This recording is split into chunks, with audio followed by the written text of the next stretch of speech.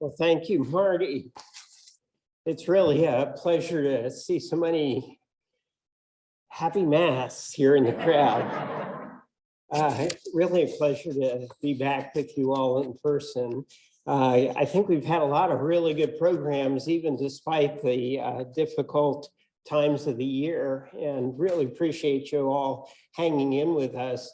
My hat's off to Rick Brown, our Zoom master. He's made it all possible this year. And he's not only donated the Zoom, but the expertise. So really, he's our Zoom man. So really appreciate it, Rick. Thank you. I was really delighted when Andrew Koenig accepted my invitation to speak. And not only to speak, but to speak on kind of a weird topic for him. You know, he's a tree guy, and I asked him to talk about dirt. So, you know, that's a little strange, but, you know, all of us gardeners, whether we're tree stewards, whether we're herb people, whether we're vegetable people, whether we coddle flowers, no matter what we do, we're concerned about dirt. And here around the peninsula, we complain about dirt a lot, and we have trouble with the clay. And so I look for a real expert, and everyone knows that Andrew is one of the real experts that we have here on the peninsula. Andrew is a forester by training. He went to the University of Illinois and got his degree in forestry.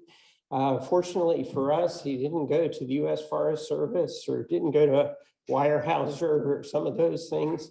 He took up our urban arboriculture, and he went to Bartlett Tree Experts. He was attracted by their scientific approach to trees. And he's been here in Williamsburg with Bartlett Tree Experts since 2001. And he has helped to beautify our peninsula immensely. So he's no stranger to us. I know he taught my class in the Master Gardener class. He taught my tree steward class. And almost all of us have been taught by him at one time or another. So really real pleasure for me to introduce Andrew Koenig. Andrew, thank you. Let him see your charming face. Hey, good morning, everybody. I'm going to go to the earpiece. Good to see most of your faces. The mask jokes just keep coming, don't they? So yes, today is going to be a presentation about dirt. Hey, everybody on the Zoom, how are you guys out there? Today is a presentation about Peninsula clay soil. All right, so I think we can go ahead and get that started. The beauty about Bartlett Tree Experts is that we do have our own soil scientists and we do have our own lab.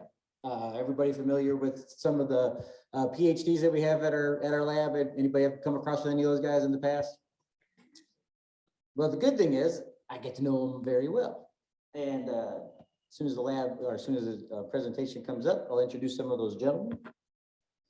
But we have a soil scientist in particular. His name is Dr. Tom Smiley right there at the bottom left-hand corner. So he is known as like the soil guru in the United States. If you look like the ISA is the International Society of Arboriculture. If you look at some of like the pamphlets and brochures and all the research, Doc Smiley is one of those authors.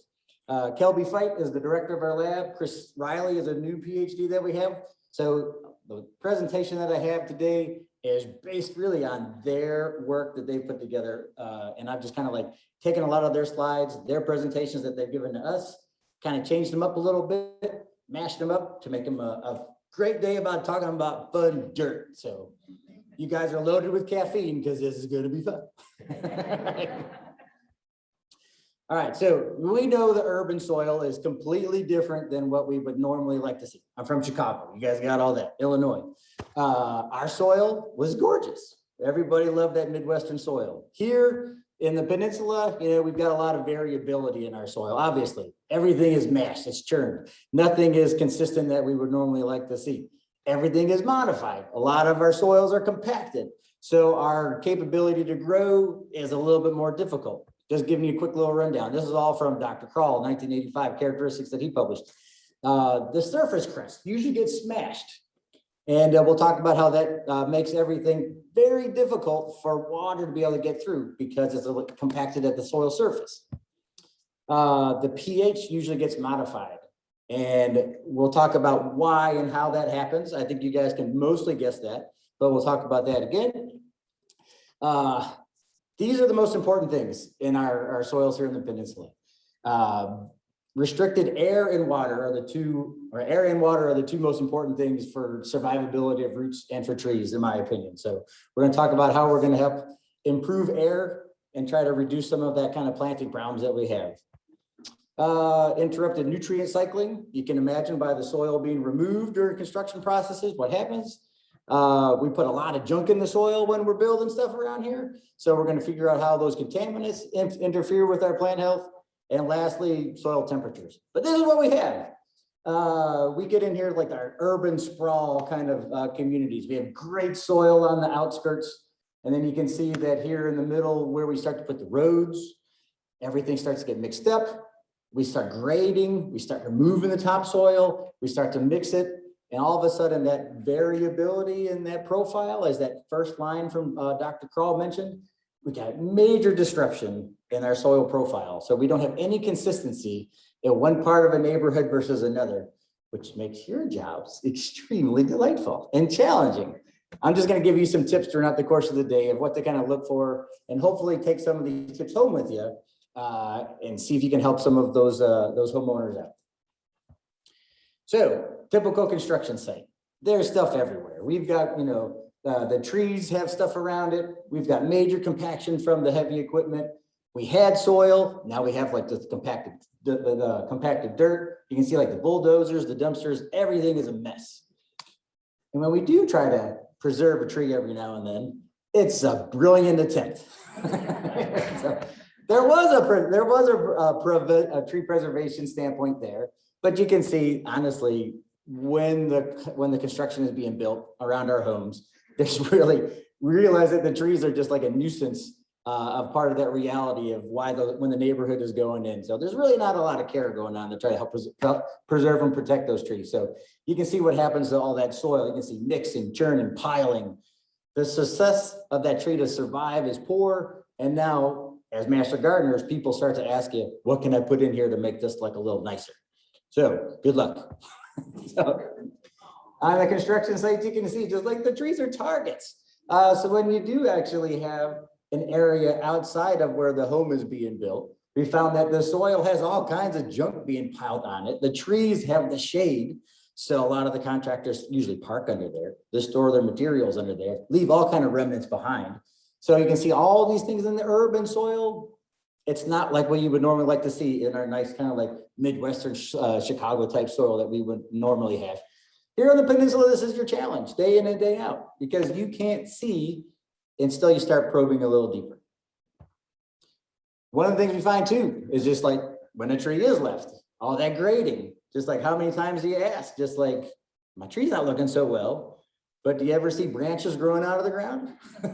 So realizing that again, the likelihood that a lot of the soil has been disrupted and moved is going to be commonplace for almost any neighborhood that you kind of go in the peninsula, no matter what neighborhood that you're in. This is a little slide of a tree cycle, or even just plant cycle for this predisposing factors. Sorry on the Zoom, I don't know if you can see this or not, but these predisposing factors, we're looking at soil compaction. And again, in the center, this is where we're looking at how plants will die. And related to soil, we've got soil compaction, we have poor soil fertility, and we have poor soil drainage. These are a lot of the things that start this spinning process of making this tree finally end up being attacked by different pests, diseases, and then finally end up dying. So when Bill mentioned that, as an arborist, I take care of everything above ground, but as a scientist, we realize that all healthy trees, all healthy plants, all start with a healthy soil and a healthy root system. So making this presentation today kind of easy for me, to be honest with you. So thanks for letting me have this time, Bill. All right, this is kind of some of my steps for you. I call it the investigative steps. There's a few different things here, 6 different things that I recommend for you to take a look at. First thing is texture, second profile, the density, water, nutrient, and diseases. Starting off with texture. The soil health, I'm sorry, let me back that up. The soil health, Doran and Park in 1994 made this great little statement here. I'd like to quote some of these guys here that made these professional statements. The capacity of a soil to function, sustain productivity, maintain environmental quality, and promote plant health. I like to promote plant health part. This, if you have a healthy soil, you're going to promote plant health. You've removed some of the health of the soil, we're not going to have a healthy plant. Just like we just said, healthy soil makes healthy roots, makes healthy plants. Soil texture. We have sand, silt, and clay as our 3 main textures of our soils.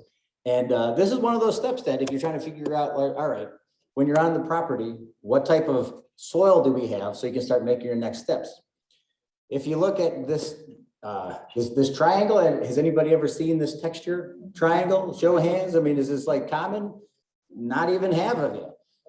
All right.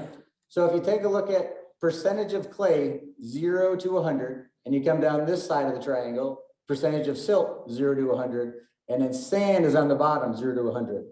Right here in the middle, if we have just about equal parts, this is what's called loam. Loam is the ideal soil that we can have. Here in the peninsula, we have a high percentage of clay with a low percentage of silt and a low percentage of sand. So this is where we're at in the peninsula, higher percentages of clay in our soil. So this is going to be the challenges for you.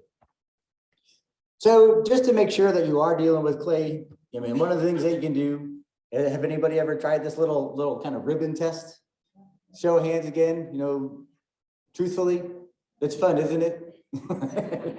Do this in front of your client or your homeowner. Actually, have them actually try to do this for you. Let them kind of be interactive with you. So this is kind of cool where you can see if you get, you know, the water in your hand, a little bit of water, a little bit of dirt, you turn it into a ball. If you can actually make it ribbon out and all those particles stick together, obviously you've got more clay particles because the particles are bonding with one another. If they're more of a gritty texture, that's good. They're not sticking together so much more sand. I think you're going to see that more on our like tidewater neighborhoods, probably not so much up in here, but kind of at least know that if you want to dig in the soil slightly, get this little ribbon test going, you know you've got clay right from the get-go. The profile. Does anybody have, or has anybody seen, it's called a Dutch auger. All right, I don't know, Zoom, if you can see this, I'll try to go down the line here. So the Dutch auger is a brilliant tool that I would recommend you getting. It's about a $200 instrument. All right. So as a volunteer, thank you for giving back to the, to the community. So, but the brilliant, I'm going to step up on the stage real quick for this one. So the auger allows you to collect soil by actually spinning this device. So as it's going in, you're pushing down and just twisting, and it's going like deeper and deeper into the soil. All right, and then you can pull the auger back out and you get a nice profile of the soil here in the column. And you can see there's a bunch of like different little styles on the photo there. But the auger is great for letting you pick out exactly what you're looking at. So if you really want to go crazy deep, you can pull out little core, put it on a nice little sheet, take a nice little section back down again, put it on the next little sheet. Realistically, how deep are the roots on these plants? How deep are they growing? A foot. Everybody agree? About a foot down? 12 to 24 inches. Yeah. For the tree roots, absolutely. Underneath the base of a tree, 24 inches. Most of the absorption roots, top foot of soil. So we really don't need to go too deep with the auger, but it's good to have it so you can get to that first layer. So if looking at left to right, you can see where we've got some decent soil on this kind of profile, and it gets worse as we go down to a deeper level. So that's going to be common with all of our soil levels here in the peninsula. One thing that you can do is recommend just like, all right, soil drainage, remember, was one of those predisposing factors in that period or that circle of doom that I had. So fill in the soil up with water and see how well it drains. This is extremely important depending on how deep you want to go, like with your test. Or again, have the homeowner dig a little soil section for you ahead of time. If you know that you're going, have them do this as a little bit of homework ahead of time so you can fill it up and see what kind of soil drainage that you have. The soil density. We know that most of our soils here are clay. So clay soils are very fine textured. They mash together very simply. And the little pie chart on our right, this is the ideal situation that we're looking at. We're having good soil, but again, water and air is what we're really looking for. This is what's going to make or break the trees. How much water, how much air that we have. And that last little sliver, can you read that? It says organic matter. Organic matter is that great kind of blackness that all those little microorganisms are going to be living in. Only 5% of good soil has organic matter. That's a crazy low percentage, but that's all the plants really need to be able to survive well. That's wonderful.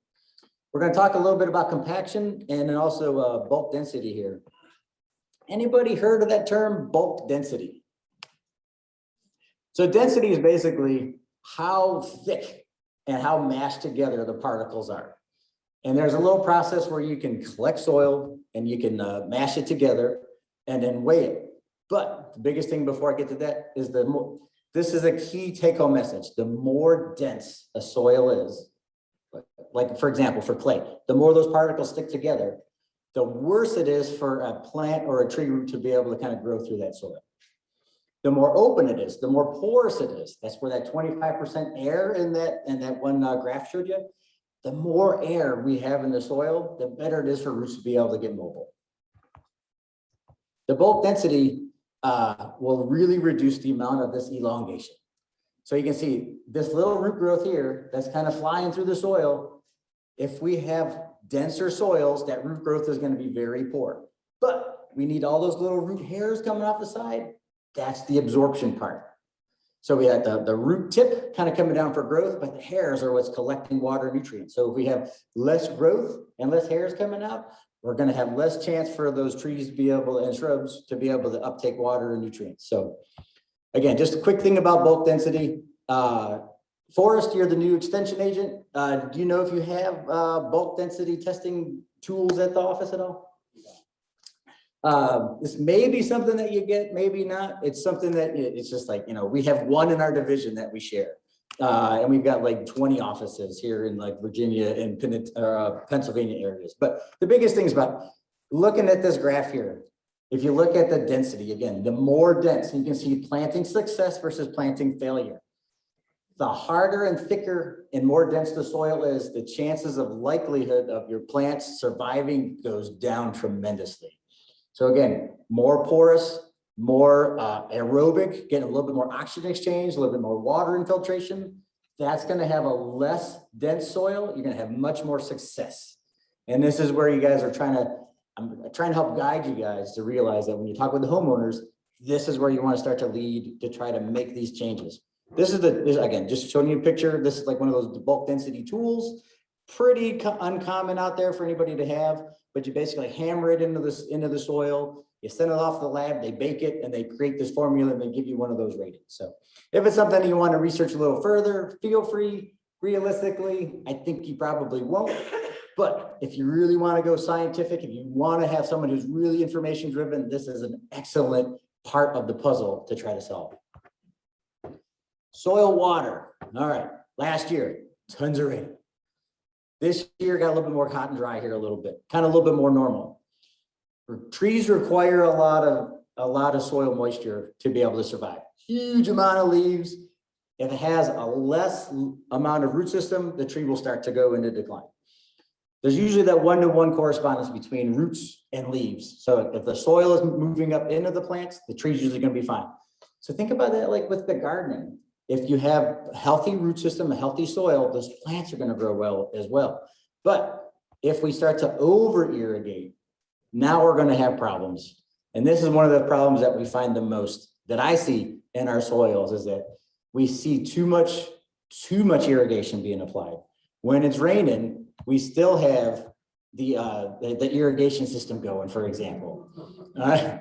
So we're already getting a crazy amount of rainfall, sufficient enough, and then we haven't bothered as people to try to turn the irrigation systems off to kind of protect our kind of water that we're using as well. So these are kind of things that can oversaturate soil. So water, to me, honestly, here in our area is a huge problem in terms of like overwatering instead of underwatering. So this is the next challenge for you guys, is to look again at watering. Going back to that perk test, that drainage analysis, this is extremely important to understand. Very basic, very simple. Just seeing what type of soil that each homeowner has to be able to get water draining through the soil after it does rain or after the irrigation system does go on. More data, again, you can look at this later, but again, better drained soils are going to lead to better plant health. The more water that sits in that hole, the longer the chance it is for that soil to become, or those root systems to dry out, and they will basically get a lot of like decay, root diseases, root loss, going to lead to crummy plants in the landscape as well. So looking at just like how these like root hairs, you can see the root hairs coming off to the side here. We got air, we have water, and we have the minerals. This is that perfect environment, a little bit of each. We have some soil.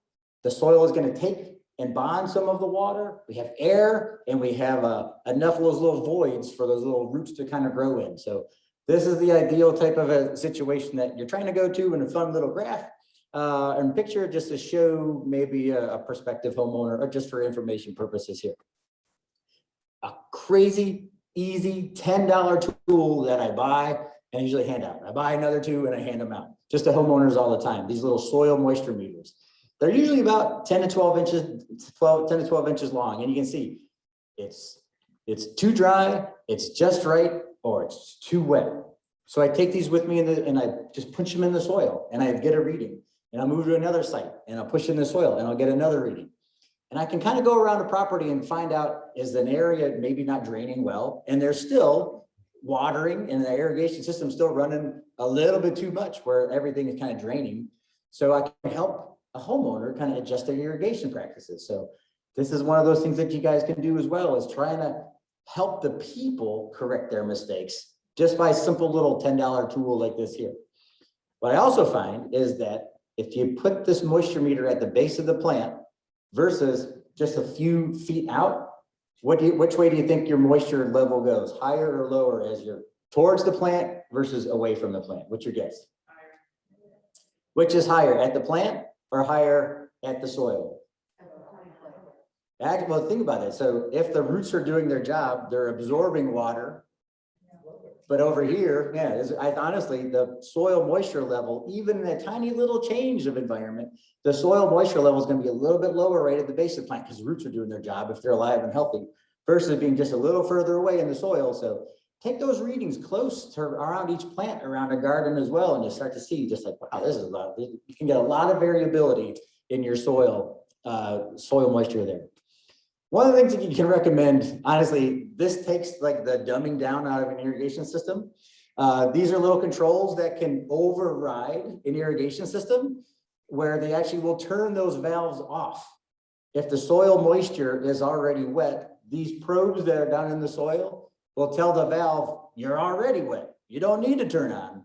And so even though that it is Tuesday at 5 in the morning, this little device can minimize our overwatering and help their landscape out a ton. All right, moving into diseases. So there's 3 really big diseases that I find. Armillaria is for the bigger trees. Phytophthora root rot is everywhere. That's your #1 problem disease in any soil. And then black root rot. Black root rot is called Phytophthora. If any person hasn't gone on a landscape that has Japanese hollies, that's a rare sight. Japanese hollies are planted everywhere, mostly because they're cheap and the deer don't eat them.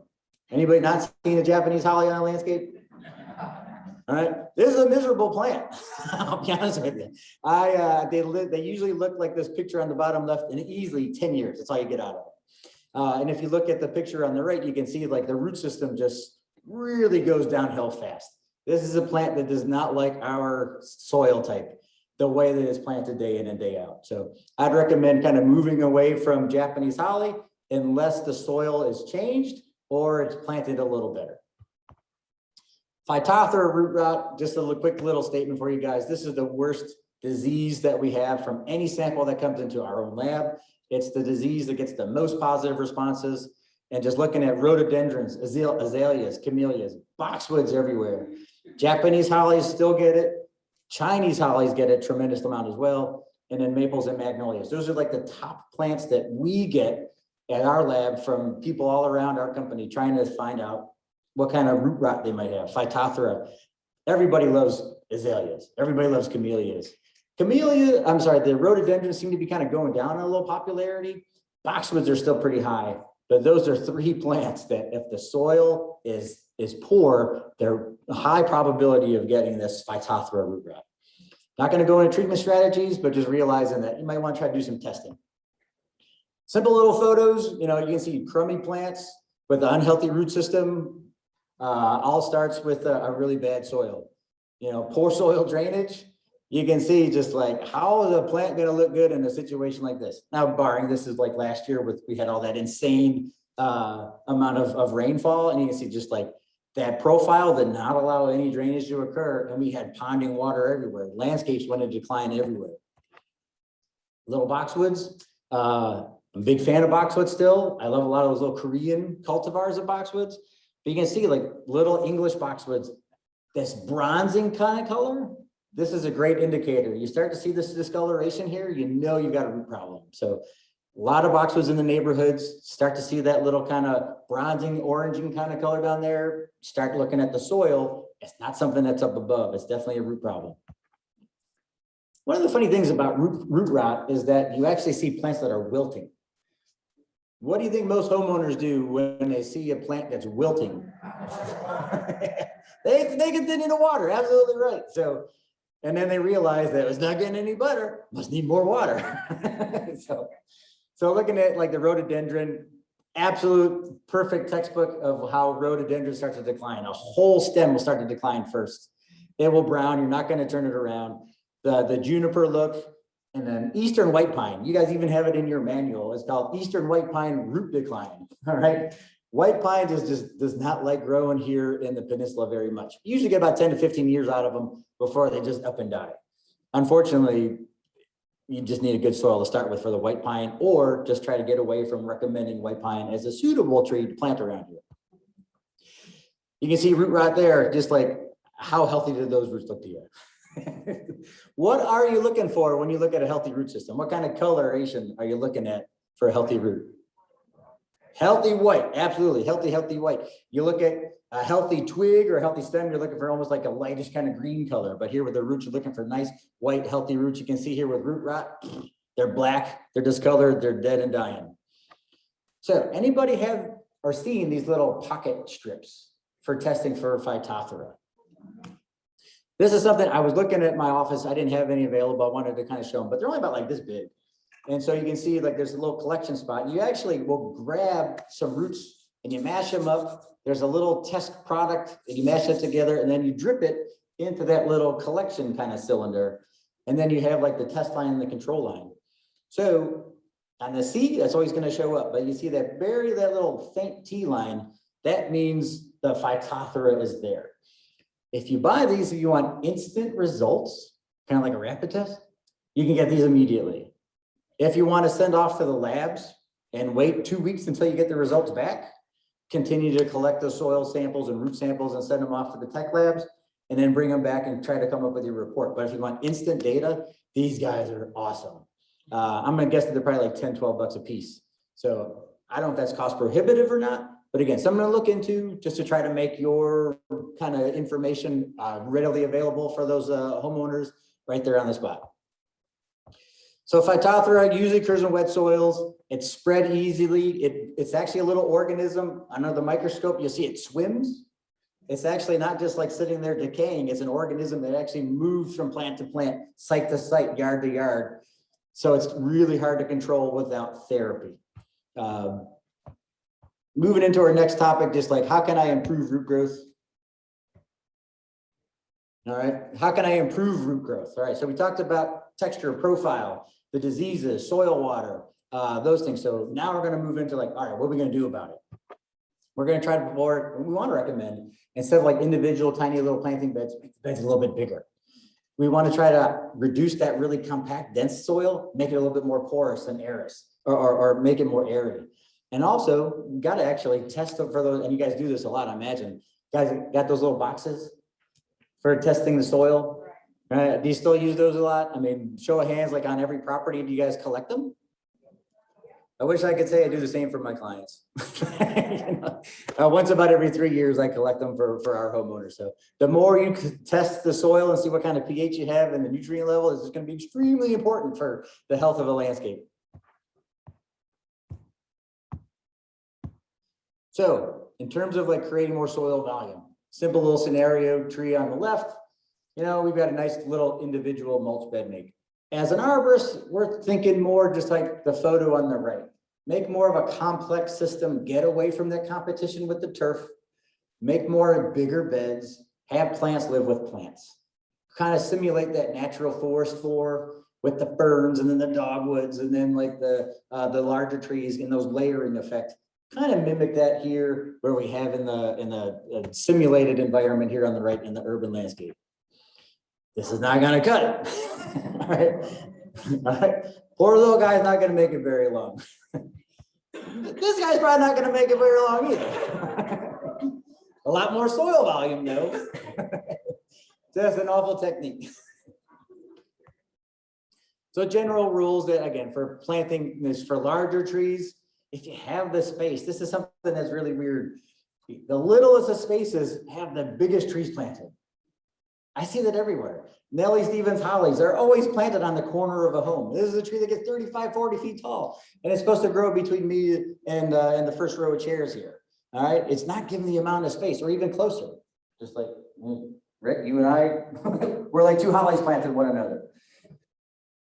So realizing that for planting, we got to have, as you're making the recommendations, just realize not what the size of the plant is at start, but what it's going to mature to. That whole phrase, remember, right plant?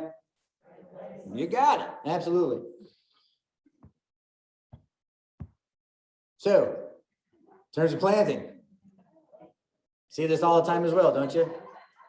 Tons of soil volume. The capability for the tree to survive is wonderful, but now we have like the man-made problems.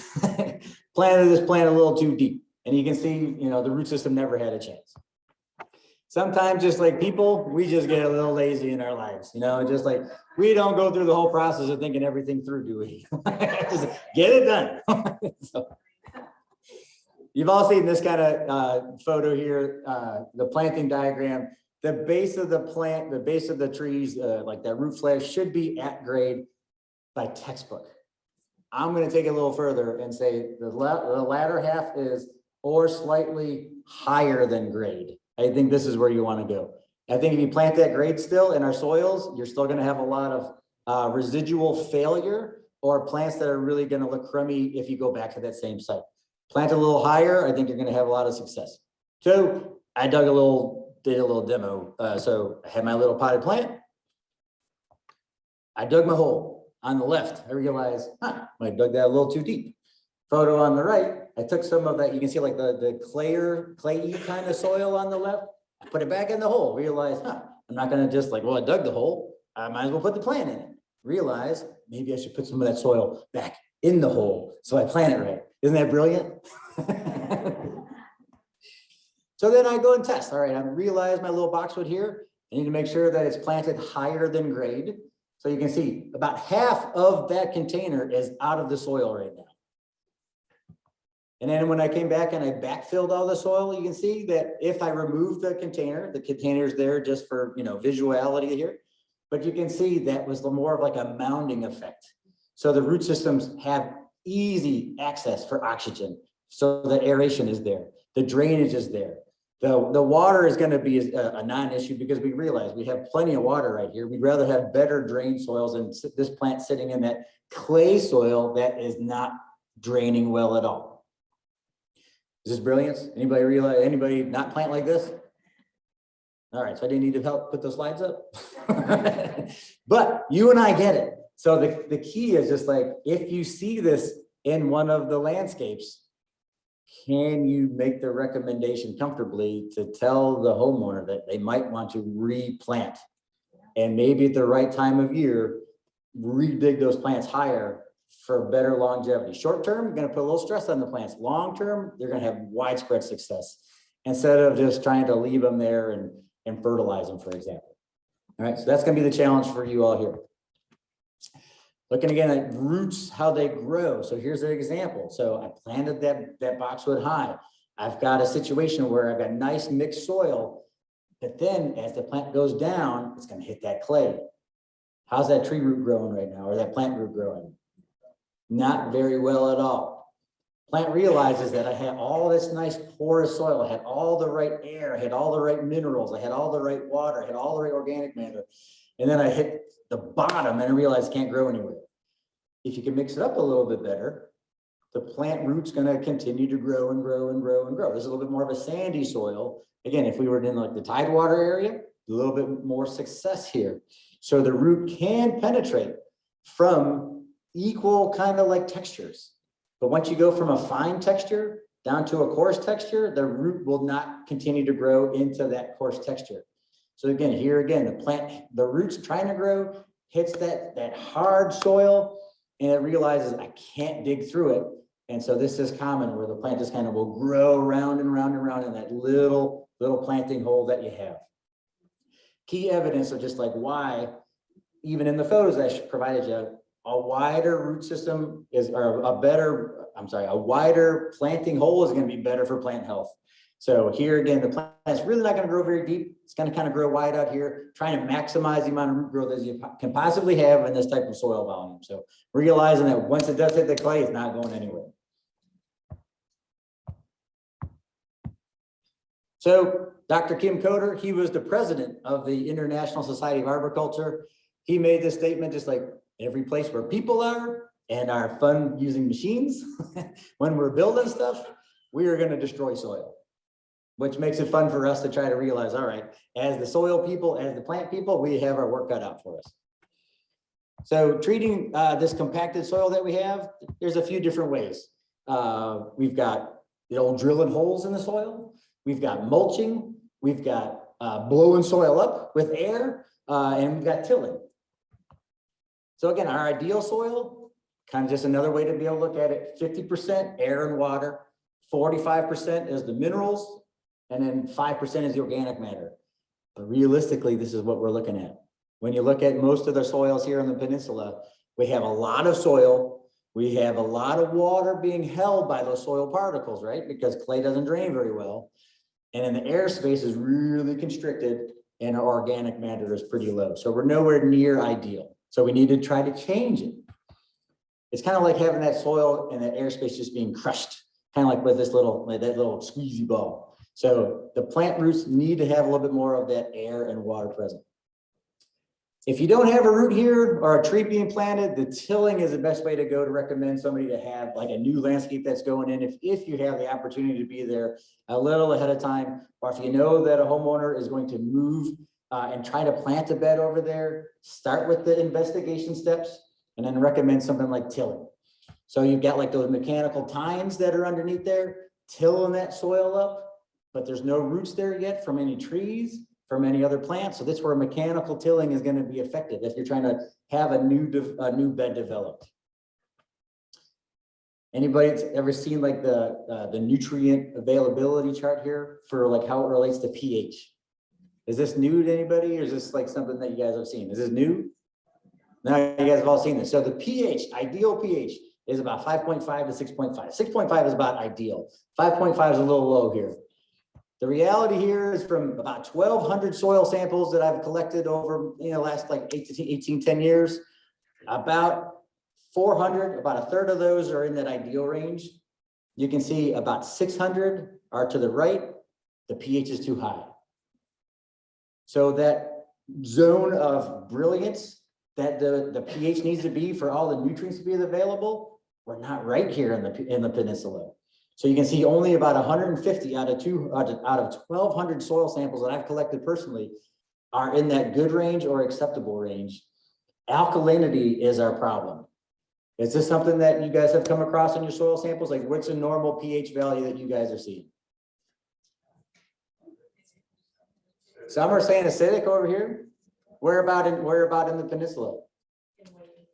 In Williamsburg?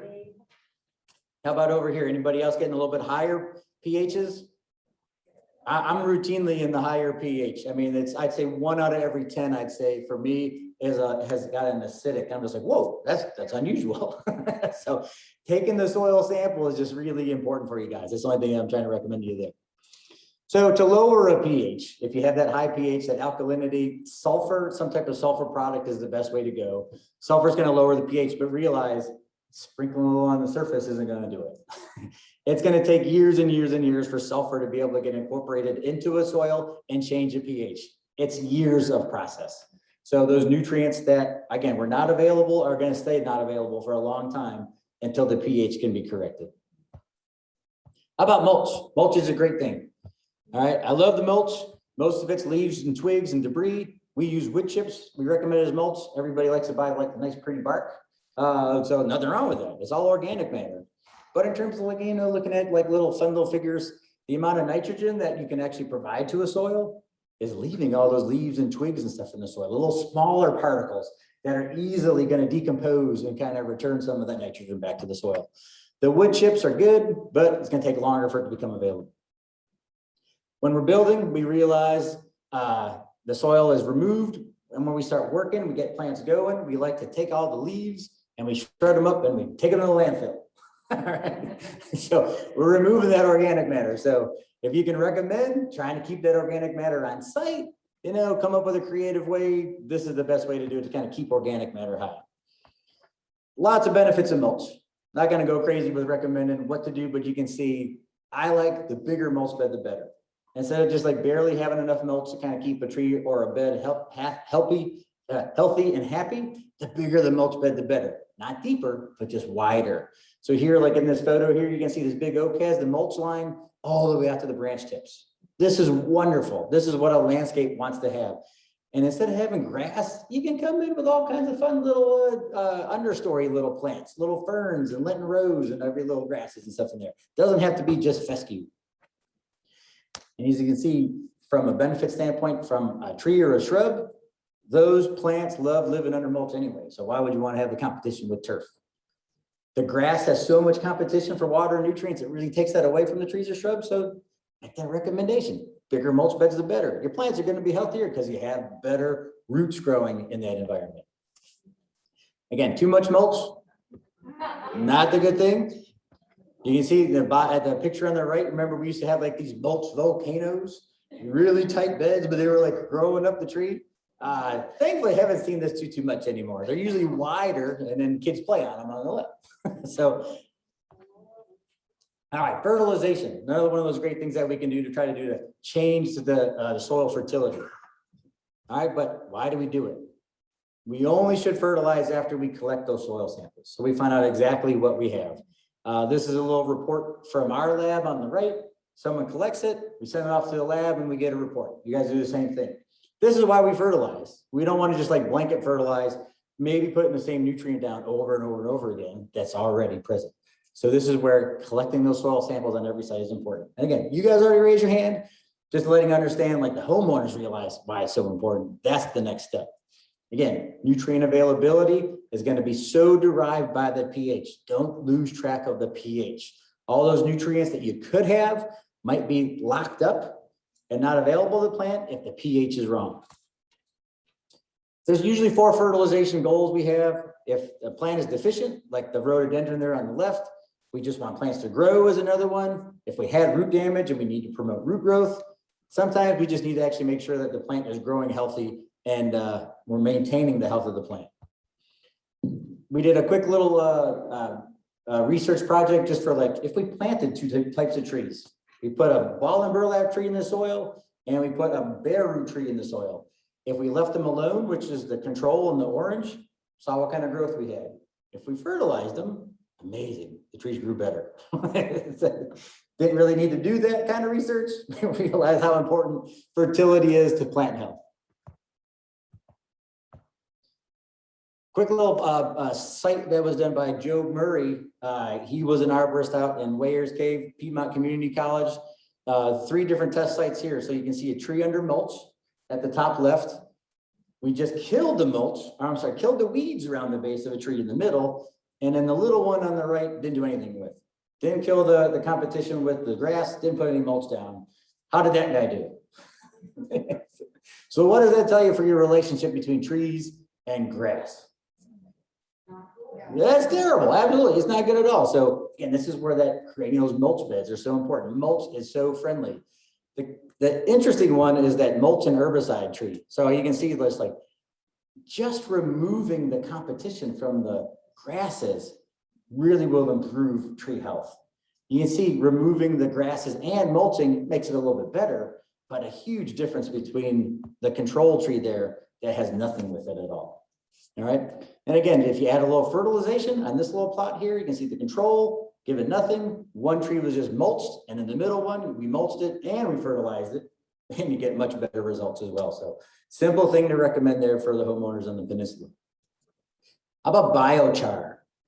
Who has heard of this biochar? All right, this hand, who has ever used biochar? One person. Yeah, is that right? One person back?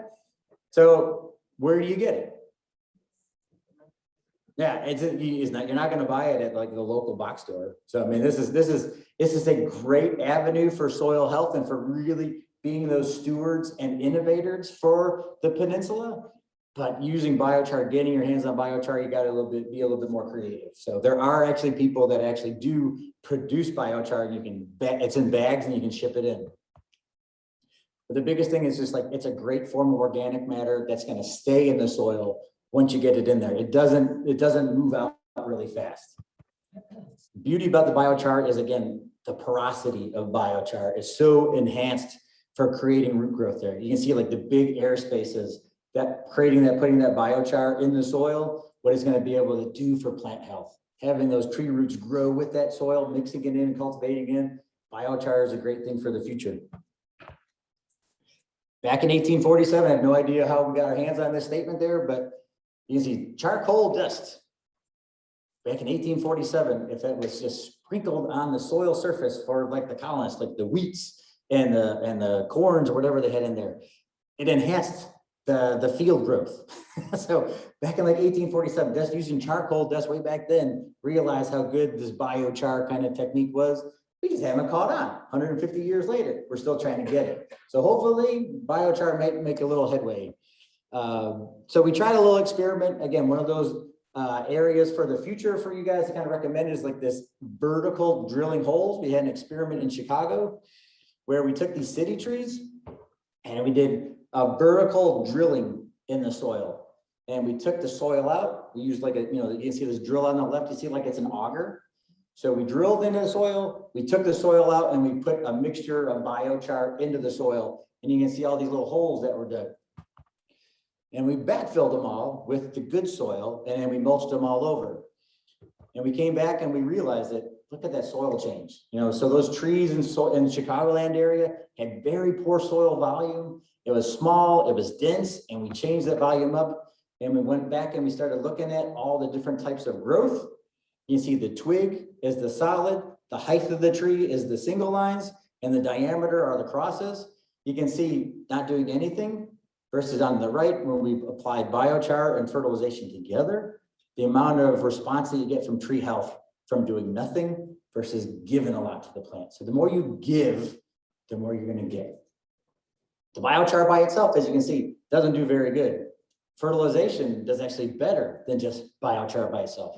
But put biochar with fertilization, and that's where you're going to get the best effect. Another little experiment in Chicagoland area again, we tried the biochar and we used this tool called an air spade and we mixed it all together. And we found that mixing the biochar with fert on the right there, you can see got us the best amount of growth. But again, if you just mixed it with the air spade and we didn't use didn't fertilize, we didn't put any biochar down, didn't really grow as much. So again, adding more things to the soil, adding the fertilizer, adding the biochar and cultivating create the most amount of root growth and we saw plants start to respond so much better. Saw much growth as well. So again, from an industry standpoint, we realized that everybody's catching on. There's books being read about biochar, like CNN, you can see like their money.com, 8 weird ways to save the earth. Biochar had an article written on it. So, and you can see this is how this little pyrolysis machinery, that's how you actually generate biochar, is burning it and then actually burning wood chips and then turning into this charred biomaterial. So again, showing you some pictures. If you took potted plants and you had just a potted plant grown with nothing, and if you put biochar in one of them and you had compost in another, but if you put compost and biochar in the next one, you can see the amount of growth that you get moving from left to right, how adding more things together will help plants grow much, much, much healthier. More evidence of that with some other plants as well. So compost is great. Compost will outperform biochar if you just did like a head-to-head kind of matchup. Put them together and then they work wonderfully with one another. So with all the diagnostics that you can do on a landscape, getting the soil right, churning the soil, we still have the human factor of planting stuff too deep. All right, this is still going to be the #1 problem that you're going to find out there. So again, our lab guys did a little research project. So we planted trees intentionally too deep. One site was 6 inches too deep. And truthfully, we do find trees that are planted 12 inches too deep. So we put maples and we put cherries in the soils. All right, so after 2 years, we came back and we looked. All right, and the maples did actually okay being deep planted. That was kind of shocking. The cherries, everybody loves the Japanese flowering cherry. Any show of hand that doesn't love that cherry blossom festival or love those spring flowers? You plant a cherry too deep, it's dead for sure. Cherries can't tolerate poorly drained soils. They can't tolerate those low oxygen levels. Maple, biologically, can tolerate a little bit more anaerobic conditions. But we found that the maples had more chance of these girdling roots. All right, we already know that even if you take a maple out of a container, they've already wrapped around themselves over and over and over again. And nobody takes the time to unwrap them or to sever them and create radial kind of root growth. So we found out that, yeah, like the maples didn't make it, and I can't advance, so my show's over. Just kidding. So maples didn't make it because they strangled themselves to death.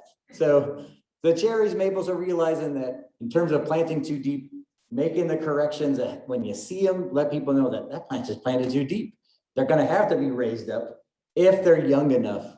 If they're too old, then we just have to think about soil, maybe moving soil away from the trees or the shrubs and trying to get that root collar back exposed again. Organic matter content. We talked about that a little bit a while ago. So again, of those 1,200 soil samples, look at how poor organic matter content is in your peninsula soils. The red is very low. All right, 284 out of 1,200, very low. 400 of the soil samples had low organic matter. And then, 400 medium, and then high and very high are just like tiny little slivers. So realizing that our soils are consistently not so favorable in organic matter, this is where trying to add mulch, the compost, the biochars, this is where I think the guys really need to be headed in terms of improving the soil quality here in the peninsula. So fertilization can't really add organic matter. Like tilling will help with soil compaction. The nutrients that are poor, this is where we need to fertilize. The low organic matter is actually incorporating, like we just talked about, and then mulching. Proper mulching is so important. So I'm going to add to this last little technique that we use. Anybody's heard of an air spade before? All right. Whenever I say the word air spade, when I'm out just talking with somebody, they're just like, have no idea what the heck this is. They still think it's a shovel. And as much as we can say, just like the air spade takes a compressor and puts air into here, a compressed air in here, and actually shoots out supersonic speeds of air out this nozzle. This is how we can actually work around cultivating soils around existing plants. This is the key. So if you have bed development that needs to be done, you can actually churn and cultivate soil using air technology. All right, so you can add organic matter, you can add granular fertilizers. In the bottom, that's the biochars right there. And then you can mix it all together. And allow, even after when you're using it, they can see the biochar is so good.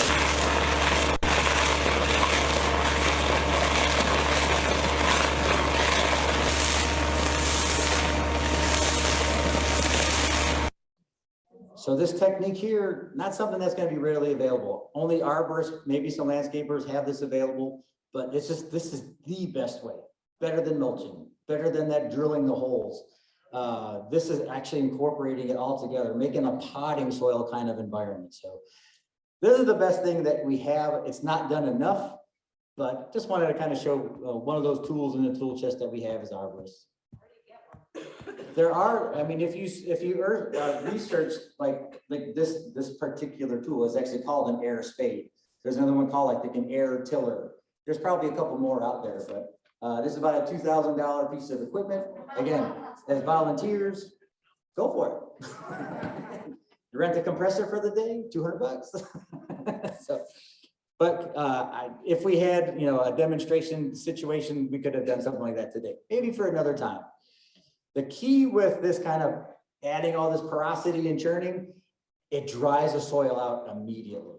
All that compressed air is basically drying all the soil particles out. A lot of that clay is being dispersed because those particles are so fine, and we're replacing them with like the composts, the manures, the wood chips, and the biochar. It has to be watered in immediately. So if you ever get on a project where you try this or see it, just recommend watering is going to be so important. And then putting the nice layer of wood chips back on top or mulch to be able to hold that soil moisture back in. So just for like, you know, test plots, you know, tree on the left, this was out there in Wayer's Cave where that Joe Murray arborist was at. We just root invigorated the one tree on the far side of the parking lot, just in that tiny little bed. You can see that bed is only about like 4 to 5 feet in diameter. Tree on the left, no cultivation. Tree on the right, you can see the difference in quality and root growth, which absorbed all the soil particles, the nutrients. The roots were much healthier, led to a much healthier tree. So great way for soil to be able to become a tree's best friend. So in closing, highlights, I would test for root rot whenever you can. If you'd send it to the lab, that's wonderful. If you can try to buy those little pocket strips, that's wonderful as well. $10 little soil moisture meters. Find out exactly if the soil is just right. Is it too dry or is it too wet? Help homeowners realize that they're overwatering or they're underwatering. Instead of like their little timer in their garage says, Tuesday at 5 a.m., I'm going to water for 20 minutes. And they have the same for every zone every day. This is the kind of science and kind of time it takes to kind of like realize that zone only needs to be fertilized for 20 minutes, 1 day a week, but change it up week to week. That little moisture meters are the best way to do it. Where do you get those? Anywhere, Lowe's, Home Depot, Ace Hardware, anything like that. Yeah. Yeah, like I said, they're like 10 bucks a piece. Mulching is still trees and shrubs' best friend. Simulates, mimics the natural forest floor. Can't ask for something better for a plant to grow in. Irrigation, we just talked about. The soil samples, can't recommend that enough. Making sure that the pH is right. Don't lose track of the pH on fertilization. So again, I find a lot of too high pHs. Occasionally you're going to find a low one, but just don't assume that just because you fertilize, the tree's going to use it. The pH has to be right for it to be used as well. And lastly, the cultivation, that's going to be the key for plant growth and actually putting new plants into the soil, not for existing plants even, but cultivating the soil, getting away from those early slides where everything is just a junk kind of crummy soil that's going to lead to crummy plants.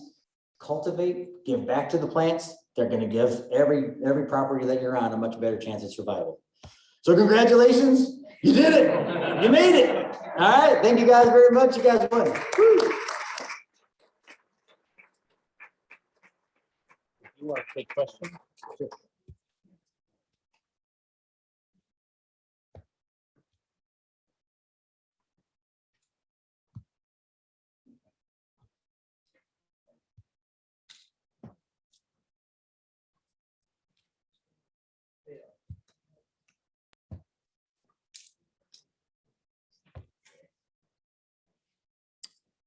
Andrew says he'll take questions. If there are questions here in the auditorium, he'll have to repeat them so the folks at home can hear. If anybody at home has a question, if you want to unmute and ask your question, it should come in over the loudspeaker system here in the auditorium. Want to try ask Dave, try have him do a test? Dave, do you want to ask a question and see if it works? I was impressed. I was really impressed. It's probably the best talk on soils that I've heard. Wonderful. I'm glad that was a wonderful question. Can I do it again? Sure. All right, so everybody heard that. That's wonderful. I've got a quiz for you guys. So the last slide I had was the Olympics. You guys have been watching the Olympics. If you can relate a soil texture to the Olympics, what sport would you pick? If you relate soil to the Olympic Games and one of the sports that you had. Long jump. The long jump, yeah, that's a good one. Running. Ah, that's where I was going. Sand volleyball. We got a winner in the back. That's my sport anyway. So, okay. Is there any questions that anybody has? Yes, go ahead. Yes, has the policy on fertilizing trees changed? And just my memory bad, because I thought that in years past, we were sort of indoctrinated, like when you plant a tree, just put the same soil back in and don't fertilize. The question was, is there a change in policy where if you plant trees or shrubs that you just use the same soil and you don't fertilize? The answer is use the same soil 100%. Don't remove the soil and then bring in like peat moss. Don't want to do that. But testing the soil is extremely important. If it reads that it's all fine, I would say don't fertilize. But again, you saw from that one little slide I had about fertilizing bare root trees and ball and burlap trees or bare root trees, the growth is all going to be dependent on the root absorption of those water nutrients and make the plant grow and respond faster. So that's where I would go. I wouldn't just automatically fertilize. You don't have to do that. But test the soil, the parent soil, and find out what you have, and then just fertilize accordingly. What about yearly fertilization? All based on soil samples. Absolutely. Yep. That's going to be the key. That's going to be the scientific way to go for sure. Question in the back. What do you do with soils that are, I'm seeing stuff like in forest colony, products I plant for, and they're starting to like plant stuff, I walk away, it's like they just fell over. Because soil composition is so full of sand, and they've planted a lot of trees with so much root, so we've got a lot of competition. So I'm kind of scratching my head trying to figure like how much more amendment and what should I add to that, because it is so compacted with so much sand. Okay, so the question was at a site that was being planted, the plants are actually falling over and not actually persisting and staying in place.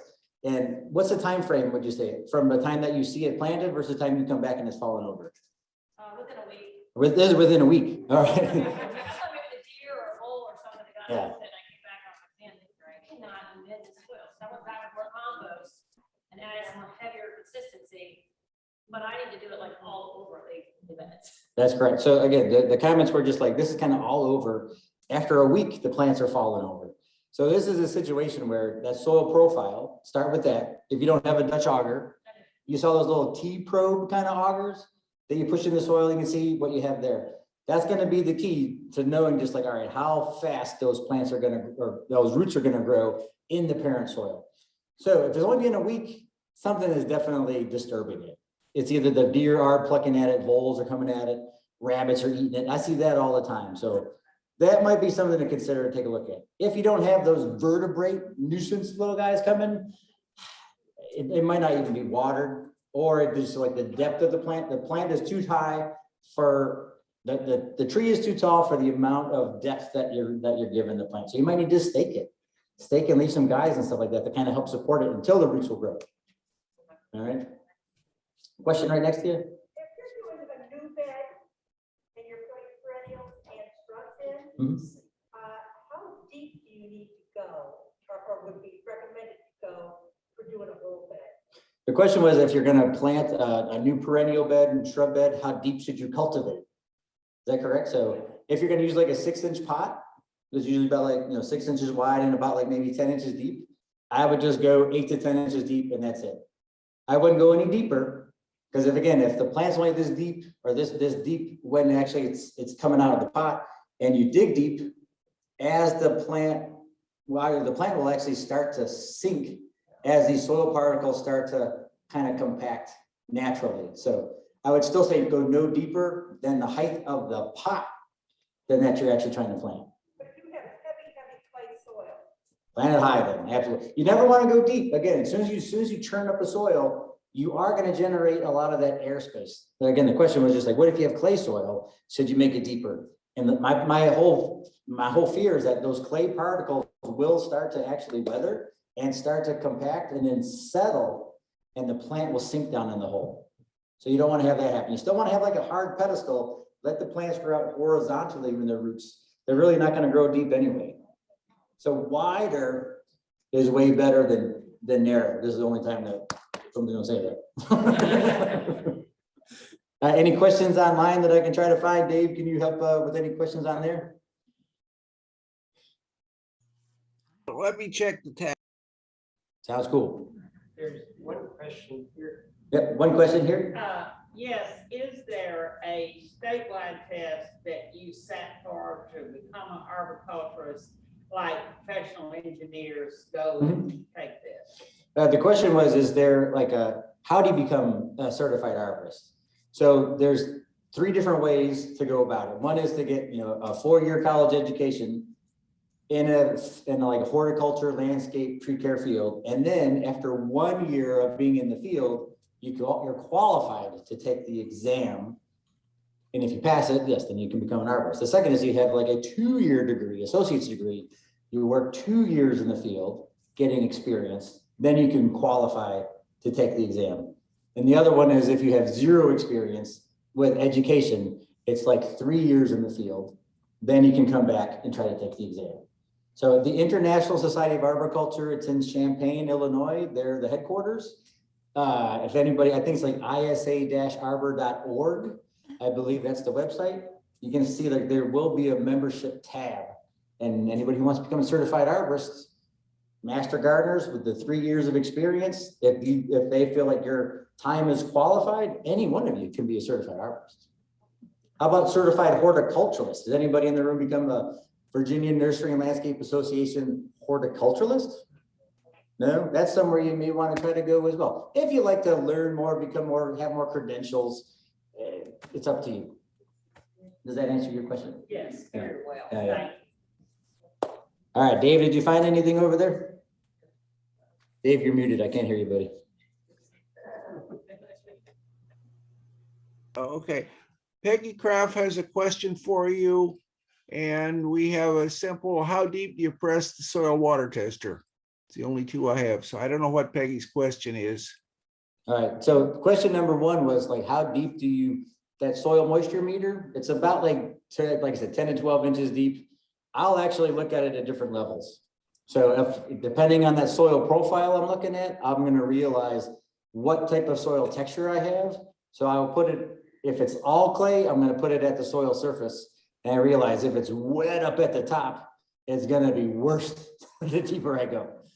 So that's gonna be the key there. So if it's a nice kind of stratified soil, or it's a little bit more, I should say a little bit more cultivated, it's definitely gonna be drier up top and a little bit lower and moist down beneath as the soil moisture actually gets harder to kind of remove. So I would actually put it at different levels. And again, depending on what plant species you have, that's gonna dictate, can it survive in those moisture levels?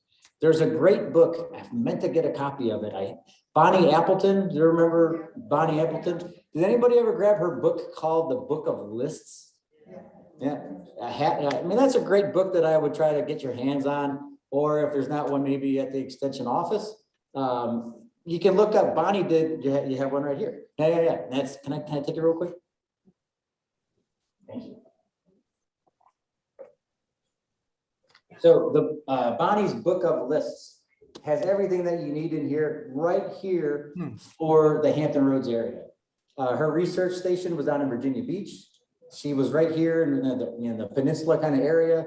You can turn to any one of these chapters and be just like, what grows well in clay soils? What grows well in the shade? What is a good large tree for the area? So, I mean, and she listed them all out. So you have like tons of choices that you can easily go through instead of trying to figure all this out on your own. Thank you very much for bringing this. I am so glad that you had this because mine's either in my car or on my shelf and it's falling apart. I've got a question, if you can hear me, Elvin Clapp. We can hear you fine here. Yeah, the question is, I've got a bed that is, 10 by 20, that's clay all the way up to the top, and I want to work it, amend it, or remove it to use as a bed. Do I take all the clay out? Do I take part clay out, amend it, and till it? What's going to be the most efficient, effective way to get that, to bring that up to a good standard? I would definitely not try to remove all the clay. It's a 10 by 20 bed. Is it constricted like within like hardscape? No, it's pretty, it's oval and it's on the edge of the property. Oh, then you're fine. Definitely keep what you have and just work, kind of amend what you can into it. If there's no other trees or shrubs around, I would definitely use one of those rototillers. You can rent them at one of the stores, kind of add mulch, add manure, add compost, take a soil sample, find out what's missing, and then mix it all together with those tillers. Again, if there's no trees around where you're not going to chop all those roots up. It's the neighbor's tree. It's a neighbor's tree, so I'm not worried. Okay. Okay, I've got Peggy's question now, if you're ready. Is planting ground covers and shrubs as detrimental as grass under trees? It is not. The question was, is like ground covers, shrubs working in those big mulch beds? I'd love that scenario. Who wants to look at all mulch anyway, right? So from a beautification standpoint, gotta plant it. The competition is tiny percentage compared to all that crazy layer of roots from the surface of fescue or Bermuda or whatever you're gonna put in there. I would plant shrubs and grasses and ground covers underneath trees any day, and both are gonna live happily ever after. Okay. Now, Luann has a question. Are you saying that we can use charcoal briquettes in the soil as a basis for biochar? I would actually try it. And whenever I have a fire pit, I actually use that charcoal and I mix it into my own soil here in my own yard. Honestly, there's no reason why you couldn't use the charcoal. And you can see, if you look at what biochar is and what charcoal is, look at what, I don't have a bag of charcoal with me, but I mean, take a look at it. It's gonna be very consistent, just probably more in a powderized form rather than a bigger kind of nugget like the biochar is. Where can you buy biochar? Yeah, the question was, where can you buy biochar? I'm gonna have to admit that it's probably gonna be a website order. Yeah, nobody local is gonna stock biochar on the shelf. There's gonna be specialty companies that have it. So we've got one place that we go to, they supply our entire company. Question from the extension agent. Are there any beneficial fungicide amendments that can be added to expand the root system of trees? Are there any soil additions to beneficial fungus? Any beneficial fungi that are out there to help expand root system. So years ago, we used to use a beneficial root fungi called mycorrhizae. Yeah. All right. So mycorrhizae was a great symbiotic relationship. They're naturally occurring, and we would try to install the mycorrhizal spore in the soil to help colonize with the roots and help the fungi attach with the roots, but it helped the root system absorb water nutrients better. It was a win-win. The fungi was living off of the roots, but it was helping the trees and the shrubs absorb water nutrients better. So the problem was in some of our research trials, yes, that added beneficial fungi was beneficial. The more and more we started looking at the product itself, the spores were dying before we can actually put them in the process. So that's kind of the hardest thing, that we started going away from those beneficial fungi. But if you were looking at any soil, if you were to collect any root system out of any forest anywhere here in the peninsula, you're going to find different types of mycorrhizal fungi. Does that help answer your question there? There's a great company called Plant Healthcare, and it's a great one. I used to buy it from there all the time, but like I said, I mean, we've got our own lab, so we try to research things and make sure that it's working before we actually recommend it. And after years of our research trials, we're just like, no, maybe this isn't working as much as we thought it was. Any other questions? You guys ready to go? And after one more question. Where does your company get biochar? Yeah, the answer was, or the question was, where do we get the biochar from? We actually have a single source. He's way out in Montana. So, and we have to buy it by the pallet. So, but again, there are little companies out there that they'll ship you like a 50-pound bag right to your door. You're just gonna have to like research it on the web. All right. Any other questions there on the chat room at all? You feeling pretty good there, David? Feeling pretty good. No more questions that I see. Fantastic. I have one other little comment. Oh, here. here's one that just showed up. Which common tree species in our area are more susceptible to root girdling? Root girdling, number one tree is red maple. Yeah, I can't stand red maple. Anytime I see red maple, I know that I have girdling roots that are going to limit the life of the tree. And the gloomy scaler are going to mass attack the tree, and it's going to be a battle from the beginning. So as many people love the red maples for their fall color, they're wonderful for that, but boy, do they have root problems. All right, I'm probably out of time. I appreciate you guys' patience. Last quick little comment I have is just like this ISA certified manual for anybody that is interested in becoming an arborist. This is right from the website. Again, thank you very much for supplying the book here for us. So this is something that if you want to become an arborist, go for it. All right, thank you, everybody.